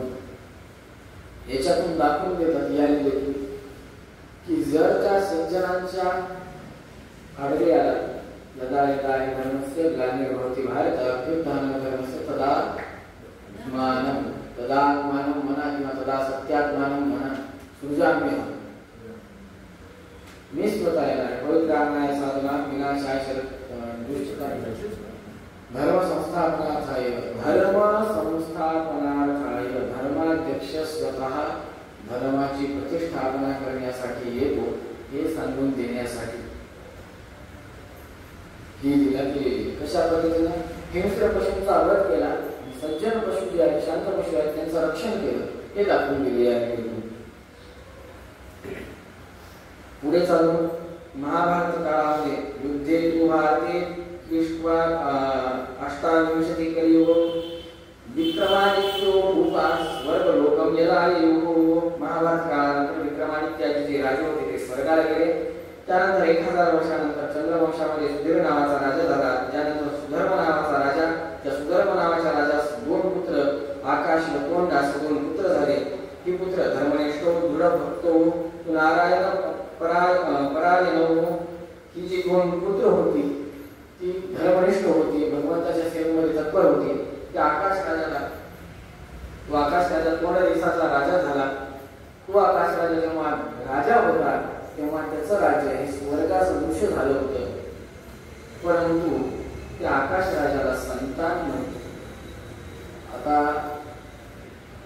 संतान नसेल तर मुक्ती आहे का नाही? तर संतान नसेल तरी देखील मुक्ती होते. त्याच्यासाठी एक कथा आहे. वेळ कमी आहे, संक्षिप्तात कथा सांगून पुढे जातो. कथा अशी आहे की एक राजा असतो, त्या राजाला पुत्र असतो आणि त्या राजाचं त्याच्याच एका राज्यातील एका स्त्रीवर मन असत होतं. स्त्री म्हणते जर का तुला माझ्याशी लग्न करायचं असेल तर पुत्राचा त्याग कर किंवा एकादशी व्रताचा त्याग कर. पुत्र म्हणतो मी देहत्याग करतो, पण एकादशी व्रताचा त्याग काही करू नका. समग्र राज्यामध्ये राजाने आदेश दिला होता की एकादशी व्रत करायचं आणि सर्व राजांचं आज्ञेचं पालन सर्व प्रजा करत होते. भगवंताच्या अनुग्रहासाठी प्राप्त होण्यासाठी एकादशी व्रत अत्यंत सुलभ मार्ग आहे. असं असताना एकादशी व्रताचा त्याग कर किंवा पुत्राचा त्याग कर. पुत्र म्हणतो मी माझा प्राण देऊन टाकतो, पण एकादशी व्रत त्यागू नका. का? त्याच्यावर निर्णय लागतो की एकादशी व्रताने मोक्ष प्राप्ती होऊ शकते. जर का अंबरीश राजाला वाचवण्यासाठी सुदर्शन चक्र येऊ शकतं तर निश्चित एकादशी व्रताने मोक्ष हा प्राप्त होऊ शकतो, होतोच. हा जो आकाश राजा आहे तो स्वतःच्या गुरुजवळ जातो, म्हणतो मला गती काय? तेव्हा म्हणतात यज्ञम करून उपश्रेष्ठ पुत्रस्ते भविष्यती. चिंता करू नको, यज्ञ कर, कुठला कर, पुत्रकामेष्टी यज्ञ कर, तुला संतान अवश्य प्राप्त होईल. असं म्हणल्यावर यज्ञ करण्याच्या आधी एक विधी आहे, नांगरणी करणं. आजकाल ते करत नाही, कारण की यज्ञ होणं फार आवड आहे. होम हवानी तेही होतात, यज्ञ फार श्रेष्ठ आहे. यज्ञ आणि होम याच्यामध्ये फरक आहे. श्री सूक्त होम इत्यादी जे आहे ते सर्व काही होम आहे. पुत्रकामेष्टी, त्यानंतर अश्वमेध, राजसूय, गायत्री इत्यादी हे सर्व काही यज्ञ आहे. जेव्हा यज्ञ करायचं असतं तेव्हा यज्ञशाळा उभी करावी लागते. त्या यज्ञशाळेला उभं करण्यासाठी सुरुवातीला भूमिपूजन जे आहे ते समग्र भूमी नांगरल्या जायची. त्याच्यासाठी सोन्याचं नांगर असायचं. त्या सोन्याच्या नांगराने ही भूमी नांगरून घ्यायची आणि नांगरून घेतल्यानंतर त्या ठिकाणी यज्ञशाळा उभी करायची. नंतर त्या ठिकाणी यज्ञ कुंड बांधायचे, नंतर यज्ञ करायचं, अशी सगळी विधी. नांगरणी करण्यासाठी स्वतः आकाश राजा पुढे आला. शोध्यमाने धरा पुष्टे तत्र पद्मं ददर्शनः सहस्रपत्रं राजेंद्र किमेतदिति विस्मित. नांगरणी करत असताना अचानक जमिनीमध्ये 1000 पाकळ्यांनी युक्त सोन्याचं कमळ पुष्प बघितलं. त्याच्यामध्ये अत्यंत कोमल असं शिशु, बालिका. विस्मित झाले, काय बाबा, एक तर 1000 पाकळ्यांचं कमळ पुष्प दिसत नाही, ते पण सोन्याचं दिसलं, ते दिसलं सोन्याचं दिसलं. त्याच्यामध्ये परत एक बालिका दिसली, शिशु, खूप कवळी कोमल देहाने युक्त अशी ती बालिका दिसली. देवेन तात्विया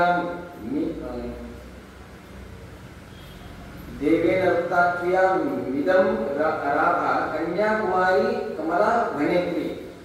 कमला भनेत्री, कमला याचा अर्थ काय? कमला. तर आपल्याला कमल पुष्प देखील आठवू शकतं किंवा पद्मजा, पद्मजा नेत्री देखील म्हटलेलं आहे. पद्मजा, पद्म म्हणजे काय याची कोड करायला पाहिजे. पद्म याची जर का कोड केली तर आपल्याला पद्मावती हे नाव का पडले हे याचं सांगतात. याच अध्यायामध्ये पुढे येतं. पद्मामध्ये जन्माला आहे, पद्म सदृश कोमल अंग आहे, पद्म ज्याचा गर्भ आहे. लेकरू जेव्हा प्रसूत होतं तेव्हा मातीच्या गर्भातून येते. ही बालिका कुठून आली आहे? कमला. आकाशवाणी होते. आकाशवाणी झाल्यावर आकाशवाणी कोण करतं माहिती आहे? आकाशवाणी डिपार्टमेंट कोणाचं? भारताचं आकाशवाणी डिपार्टमेंट आहे. देवाचा आकाशवाणी डिपार्टमेंट.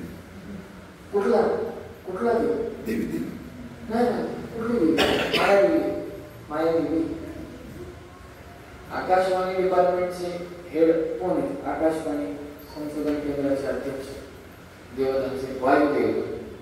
काही आकाशवाणी करायची असली की वायुदेवाच्यातून होते. आकाशवाणी झाली. वाचा आकाश गावानी पुत्रियं तव वल्लभा संरक्षयिना महाभाग बहुकीर्ती फलप्रदम. हे आकाश राजा, तू या पुत्रीचे रक्षण कर, ही तुझी तुझीच मुलगी आहे. या पुत्रीचे रक्षण केल्याने तुला भविष्य काळामध्ये प्रचंड कीर्ती प्राप्त होणार आहे. प्रचंड ऐश्वर वैभव साम्राज्य तुझं विस्तृत होणार आहे. भगवंत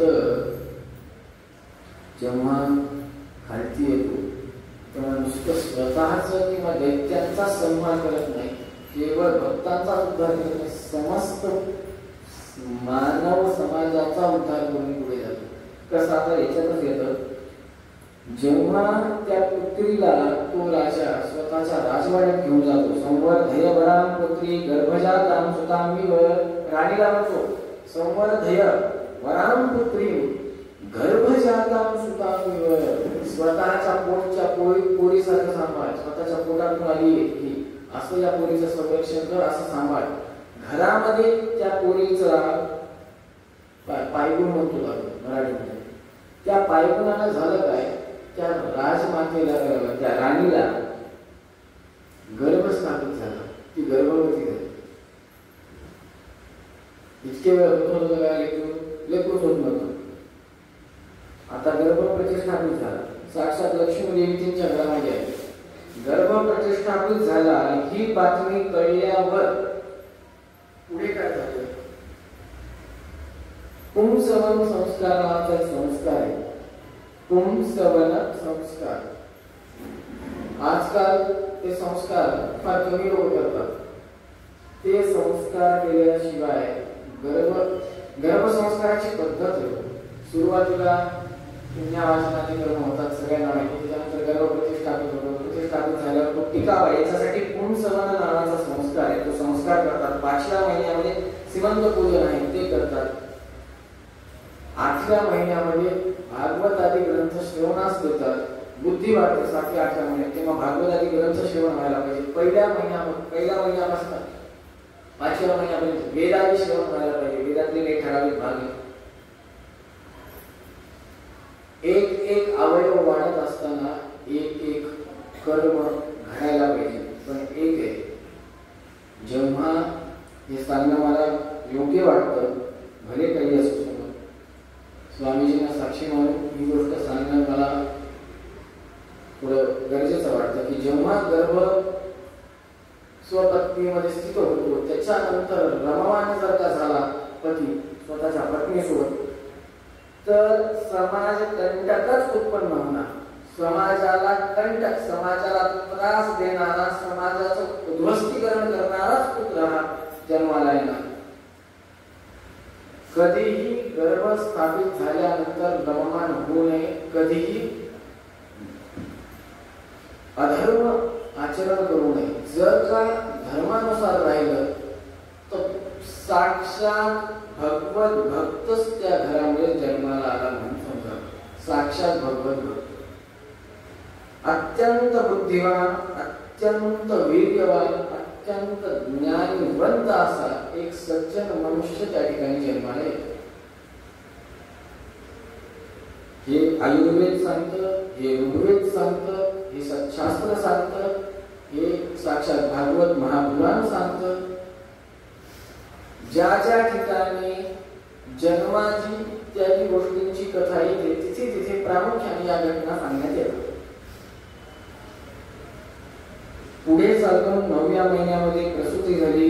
राणीला एक चांगला सुंदर सुदृढ असा मुलगा झाला. राजाने 1000 कोटी गोदानाचा संकल्प केला, 10,000 कोटी अश्वदानाचा संकल्प केला. स्वतः जवळच आहे नाही ते सगळं दिलं, फक्त सिंहासनावरचं छत्र चामडा शिल्लक ठेवलं, बाकी सगळं दिलं. एवढं दान धर्म केला. दान धर्म केल्यानंतर दिनेच्या द्वारशे प्राप्ती कृत्वा पुत्राभिधाम तथा नामनाया वसुदातेति लोके विख्याती गमिष्यति. 12व्या दिवसानंतर नामकरण संस्कार झाला. नाव काय ठेवलं, तो वसुधा म्हणून त्या पुत्राचं नाव ठेवलं राजाने. पुढे चालून ऋषी म्हणतात, मुलाचे नाव तर तुम्ही सांगितलं, मुलीचे नाव काय ठेवले. ऋषी म्हणतात,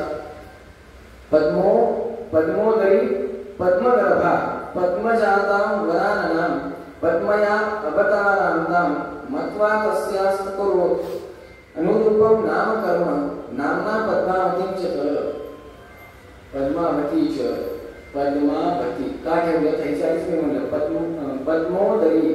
उदर कोणतं आहे? उदर पद्मजीचं उदर आहे. कोणाच्या पोटातून आली? तर पद्माच्या. पद्म म्हणजे काय? कमळ. किती पाकळ्यांनी युक्त? 1000 पाकळ्यांनी सुवर्ण कमळ. हे सुवर्ण कमळ 1000 पाकळ्यांचं साधं नाही. पद्मगर्भा, कमळाच्या गर्भामधून आली. पद्मजातम, जन्म कुठून झाला? पद्मातून झाला. वराननाम पद्मया अवतारानुता, ज्याच्यातून अवतार झाला. तेच नाव तिला सुशोभित आहे, तेच नाव तिच्यासाठी योग्य आहे असंच म्हणून सगळ्यांनी तिचं नामकरण काय केलं? पद्मावती.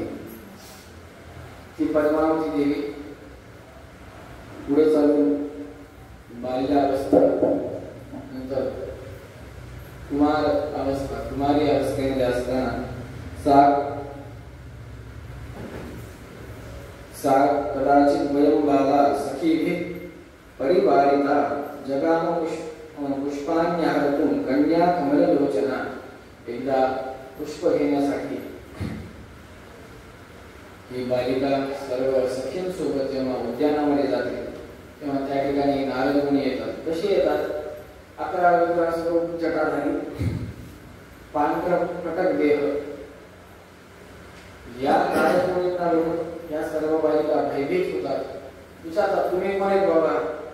नारद मुनी म्हणतात, अहम कुलगुरू साक्षात युष्माकं वैरोषितां हस्तं दर्शय मे पुत्री लक्षणानि वदामि ते. मी तुमच्या सगळ्यांचा कुलगुरू आहे. तुम्ही तुमचा हात दाखवा, मी लक्षण सांगतो. तेव्हा पद्मावती देवी म्हणतात, मला लाज वाटते. तेव्हा नारद मुनी म्हणतात, वृद्धिं त्वं पितृतुल्यं, मी तुमच्या पित्यासदृश आहे. तेव्हा नारद मुनी पायाचे बोट बघून सगळं लक्षण सांगतात. हे फार प्रसिद्ध आहे. समुद्रशास्त्र नावाचं एक शास्त्र आहे. त्या समुद्रशास्त्रामध्ये पायाच्या बोटांपासून लक्षण सांगण्याचं विद्या सांगण्यात आलेली आहे. अंगठ्याच्या बाजूचे ज्याचे बोट मोठे आहेत त्याला पती कसा बसणार, त्याला पती कसा प्राप्त होणार, किंवा त्याला पत्नी कशी प्राप्त होणार. जर का अंगठ्यापासून तिसरं बोट मोठं असेल तर त्याचं काय होणार. अशा पद्धतीने प्रत्येक गोष्टीचं ज्ञान हे समुद्रशास्त्रामध्ये बोटांवरून, पायाच्या बोटांवरून मनुष्याचं लक्षण सोडवत हे सांगण्यात आलेले आहे. प्राह भवी शुभ्रम श्रोतुं निज लक्षितम. तेव्हा नारद मुनी पद्मावतीचे देवीचे पाय बघतात. ते पाय बघून लक्षण सांगण्यास प्रारंभ करतात. नारदो वाचा पतिर्भवती धर्मज्ञ त्रिलोकेषु रमापती. पहिलंच वाक्य सांगून टाकतात, तुमचा पती साक्षात धर्माध्यक्ष आहे. मी त्रिलोकामध्ये त्रिलोकाचा पती आहे. तो साक्षात नारायण तुम्हाला पती स्वरूपामध्ये मिळणार आहे. पुढे चालू धर्माध्यक्ष पती आहे इत्यादी सांगत असताना कान, नाक, डोळे, दंत, पाय, हात, समग्र अंगाचं लक्षण नारद मुनी सविस्तृत पद्धतीने करतात. त्या ठिकाणातून अदृश्य होऊन निघून जातात. एवढं सगळी कथा आपण ऐकतोय. ही कथा ऐकल्यावर आपल्याला एक प्रश्न पडतो की बाबा या सगळ्या विद्या आहेत, आज देखील आहेत का? विद्या आजही आहे, ग्रंथ आजही आहे, परंतु चिंतन नाही. जर का चिंतन पाहिजे असेल, कारण की मी पहिलेही म्हणलं की चौथा कामाचा नाही, रस कामाचा आहे, अर्थ कामाचा आहे. तो अर्थ आपल्याला वैकुंठासाठी, वैकुंठ प्राप्त करून घेण्यासाठी कामाचा आहे. जर का अर्थ पाहिजे असेल तर चिंतने चिंतने तदरूपता, सतत चिंतन करत राहावं लागेल. मंथन ज्याला पुन्हा बघितले आहे, अग्नि मंथन, अग्नि प्रज्वलित करायचे. एकदा नुसतं घुसवून नाही सर, एकाला खालती वीट, ती लाकडी वीट ठेवावी लागते. त्या लाकडी विटीला पायाने पकडावं लागतं. पत्नी जर का त्या लाकडी विटीला पकडत असेल तर पतीला वरच्या भागात टाकून त्या अग्नीला, मंथनाला जोरात दाबावं लागतं. आणि पत्नी जोरात जेव्हा घुसळते त्याला, तेव्हा कुठे एकदा खालती काळसर रंग येतो आणि त्याच्यातून ढिंगी निघते. त्या लाकडाला अंगारा तयार होतो, त्याच्यातून धूळ निघतो आणि त्याच्यावरती थोडस काय म्हणतो गवत ठेवून, वाळलेलं गवत किंवा दुधाची जुडी ठेवून त्याला फुंकर मारत मारत त्याच्यावर अग्नी प्रज्वलित करून नंतर ती अग्नी यज्ञकुंडामध्ये टाकावी लागते. त्याच्यातून यज्ञामध्ये अग्निनारायणाचं आवाहन करून यज्ञ चालू होतो. किंवा हेच तुमच्या लोण्यासाठी देखील हाच नियम आहे. काय मंथन पण सातत्य पाहिजे तर लोणीवर येतं. आता मी 2-3दा घुसळलं आणि 5-7 घंट्यानंतर परत 2-3दा घुसळलं तर येणार नाही. कंटिन्यू पाहिजे, सातत्य पाहिजे. म्हणून चिंतने तदरूपता. स्वरूप प्राप्त करून घ्यायचं असेल स्वतःला तर त्याच्यासाठी चिंतन पाहिजे आणि चिंतनासाठी सातत्य पाहिजे. जर का अशा पद्धतीने आपण चिंतन केलं तर मला पूर्ण विश्वास आहे की या जन्मात तर माहित नाही, कारण की मी माझीच गॅरंटी देतो, पण निश्चित एवढं सांगू शकतो की महास्वामींच्या परमानुग्रहाने निश्चित पुढच्या जन्मात देखील एक सज्जन जीव म्हणूनच जन्माला येतो, सात्विक जीव म्हणूनच जन्माला येतो. आणि पुढच्या जन्मामध्ये अर्थात महास्वामींसारखेच महाज्ञानी आपल्याला उपदेश करतील आणि परत आपण पुनरावृत्ती जननम पुनरावृत्ती मरणम पुनरेजन्म जठरशयनम अशा पद्धतीनं अध्ययन करत चिंतन करत अध्ययन करत चिंतन करत जन्म घेत मरत एकदा कुठेतरी आपल्याला संप्रज्ञात समाधी स्थिती जर का प्राप्त झाली अपरोक्ष ज्ञान भविष्यात ज्याला चर्मदेह असं म्हणतात, शेवटचा देह, ज्या देहामध्ये आपले जे कोणी गुरु असतील ते गुरु येऊन आपल्याला उपदेश करतात, आपल्याला अपरोक्ष ज्ञान प्रदान करतात आणि त्या अपरोक्ष ज्ञानानंतर तिथून खरी मोक्षाची जी भागदौड होतो किंवा तिथून जी खरी स्ट्रगल आहे किंवा जी तपश्चर्या आहे ती तपश्चर्या केल्यावर आपल्याला मोक्ष प्राप्त होतो. असं सगळं हे चक्र आहे. या चक्रातून जर का बाहेर पडायचं असेल तर या चक्राभोवतीच फिरावं लागतं, कारण की चक्रव्यूहातून बाहेर येण्यासाठी स्वतः पहिले त्या चक्रासोबत फिरावं लागतं, नंतर त्या चक्रातून बाहेर येता येतं. त्यामुळे आपण देखील चिंतन सतत करत जाऊ. घरी असताना देखील आपण काही ना काहीतरी चिंतन करा, भगवत चिंतन करा. भगवत चिंतनाला कंटाळा येत असेल तर गणिताचं करा, गणिताला कंटाळा येत असेल तर विज्ञानाचं करा, विज्ञानाला कंटाळा येत असेल तर वेदाचं करा, वेदाला कंटाळा येत असेल तर आयुर्वेदाचं करा.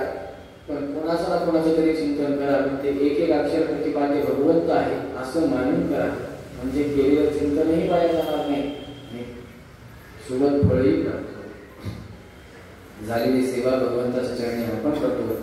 वाणीला पूर्ण विराम देतो. गोपाल कृष्ण भगवान की जय. नाहं कर्ता हरे कर्ता तत्पूजा कर्मचाक्लं तथापि मुक्तता पूजा तत्प्रसादेन अन्यथा तद्भक्ति तत्फलं मह्यं तत्प्रसाद पुनः पुनः कर्मज्ञासवाद हरे विष्णुस्तुति करसदा दम ज्ञानं हरे पूजा हरे बोधि सदा हरे दीनं सर्वत्रैत्येवं न्यासो भरवसुता यः सर्वगुण संपूर्णः सर्वदोषविवर्जितः यदां प्रीत्या एवालं विष्णोर्मे परमस्कृतः अनेन भावे